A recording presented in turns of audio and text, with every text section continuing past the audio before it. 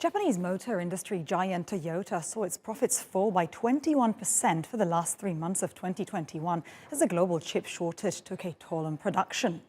The world's best-selling car maker also cut its annual production target by 500,000 vehicles to 8.5 million.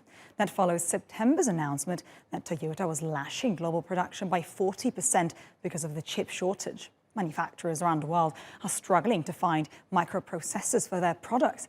The pandemic led to a surge in demand for consumer electronics and medical devices, which all contain computer chips. That meant there weren't enough semiconductors left for car makers.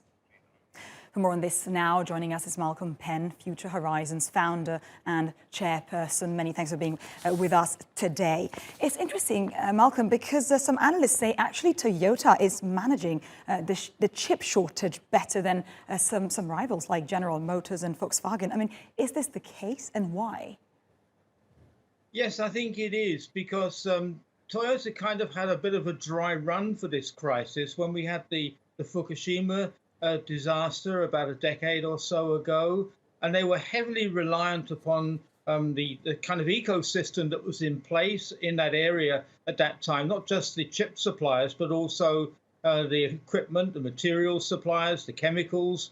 And so they kind of experienced what would happen when factories were taken offline, which effectively is taking supply out of the chain. So they kind of had a dry run at that there, and I think they learned a lesson from that. But the problem was they didn't learn a big enough lesson, because the global economy collapsed soon after the Fukushima disaster, and that took away the pressure on the demand for cars. And so the supply and demand came back into balance faster than it perhaps would have done. But yes, they did learn a lesson, and they did structure their business models slightly differently. And that is why they are performing better than some of their peers. Extremely fascinating analysis, Malcolm. One question on the semiconductor chips war that seems to be in place now. We saw yesterday the latest efforts by the EU to rival the US in this semiconductors chip war. I mean, Europe seems to be struggling to find funds, but at the same time, it really wants to quadruple production by 2030. Is this feasible, and who will have the upper hand, in your opinion?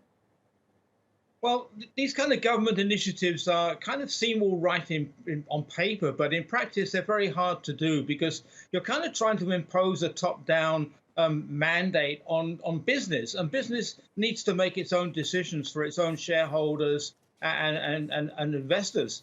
So, I mean, just everybody can say we want 20% of the world market, and the US has said that, Europe has said that.